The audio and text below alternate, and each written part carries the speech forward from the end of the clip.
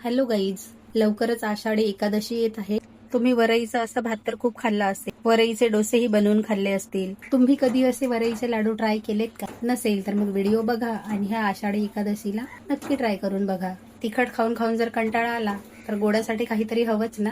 त्यासाठी मी इथे 1 कप वरई घेतलेली आहे. त्याला भगरही म्हणतात. ह्याच कपाने 1 कप पिठी साखर घेतलेली आहे. अर्धा कप तूप लागणार आहे. सजावटीसाठी थोडेसे पिस्ते घेतलेले आहेत. चला मग आता रेसिपीला सुरुवात करूया.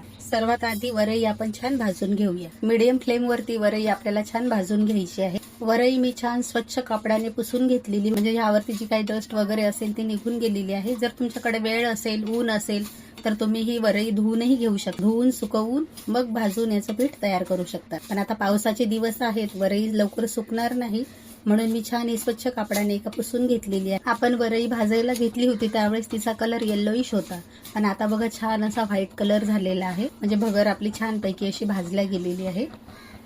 गॅस बंद करू आणि वरई छान थंड होण्यासाठी ठेवूया. आपली भगर छान थंड झालेली आहे.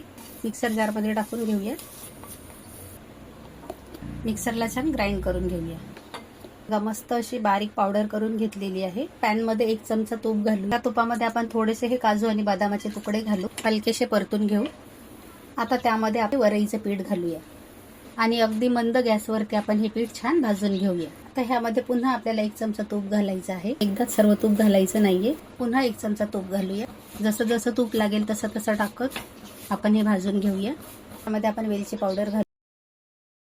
आता ह्यामध्ये आपण पिठी साखर घालू. गॅस आपला चालूच आहे. अगदी स्लो गॅसवरती आपल्याला हे सर्व मिक्स करून घ्यायचं. तुम्ही साखरेऐवजी गुळ पावडरचाही वापर करू शकता. चालू गॅसमध्येच हे पुन्हा आपल्याला सर्व छान एकजीव करायचं आहे. मिश्रण छान एकजीव झालेलं आहे. आपण गॅस बंद करू. ह्यामध्ये ज्या काही गाठी वगैरे असतील ना त्या आपण मोडून घेऊया.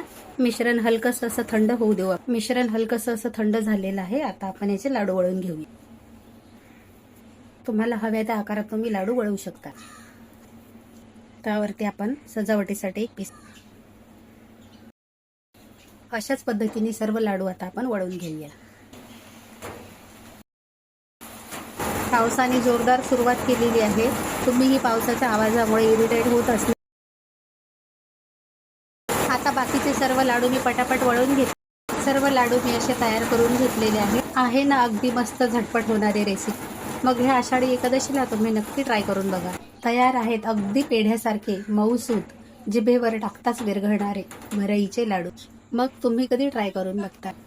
अशाच नवनवीन रेसिपीज बघण्यासाठी आपल्या चॅनलला लाईक करा, शेअर करा, सबस्क्राईब करा. थँक्यू.